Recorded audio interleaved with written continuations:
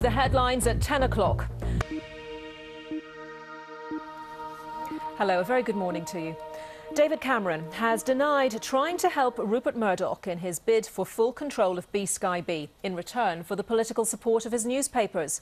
In an interview with Andrew Marr, the Prime Minister admitted courting newspaper proprietors to get his message across, but said there was no grand deal.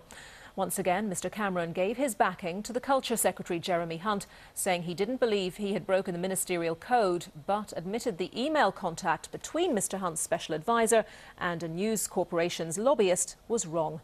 Well, let's get some analysis of all of this now with our political correspondent, Naomi Grimley. Let's look, first of all, Naomi, at what Mr Cameron had to say about the relationship between him, the government, and the Murdoch empire. Yes, well, last week, of course, the Leveson inquiry unearthed all these emails showing the level of contact between James Murdoch's office and the Department for Culture.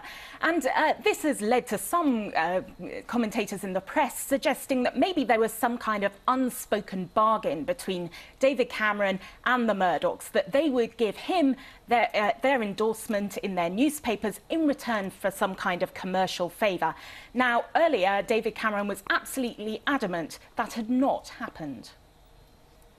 And then, leading on from that, Naomi, of course, the discussion turned to Jeremy Hunt and the situation regarding the Leveson inquiry and his special advisor, of course. That's right. David Cameron is under pressure to trigger his own investigation of Jeremy Hunt because of this contact between James Murdoch's office and Jeremy Hunt's office.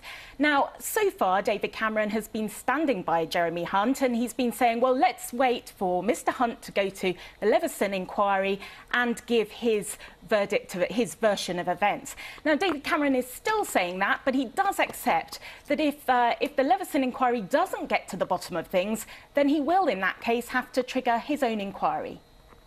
David Cameron finished that section of the interview by saying that there's got to be a bit of space to get to the truth of the matter. And then he turned to the economy. Andrew Marr asking him, what is Plan B? Of course, the government has always insisted that there isn't a Plan B. There's just been a Plan A.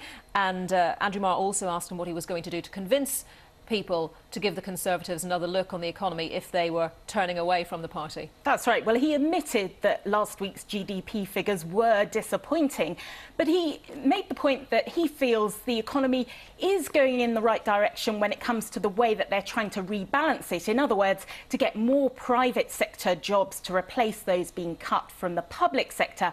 So he's really saying there, give me a bit more time to do that. He admitted it was a painstaking process, but he was adamant that it was going in the right direction, and he said they were going to redouble their efforts to do things like make sure there was going to be more bank lending to kind of add a bit of liquidity into the system. And very briefly, Naomi, does it feel like the government is still very much on the defensive, and what's it going to do to get on the front foot? I think so, and I think this Jeremy Hunt story is going to continue. Of course, on Tuesday, we have the Culture Committee delivering their report about what they think happened at News International, and that will be more headlines for David Cameron surrounding this whole affair. OK, Naomi, thank you very much. Now, the leader of the Catholic Church in Scotland, Cardinal Keith O'Brien, has said the Prime Minister is behaving immorally by putting the needs of the rich ahead of ordinary people affected by the recession. In a BBC interview, the UK's most senior Catholic said people who had worked hard and saved for their retirement were being forgotten. Julie Peacock reports. A 36-year-old man has been arrested by police investigating two murders in the northeast of England. James Allen, more about the arrest.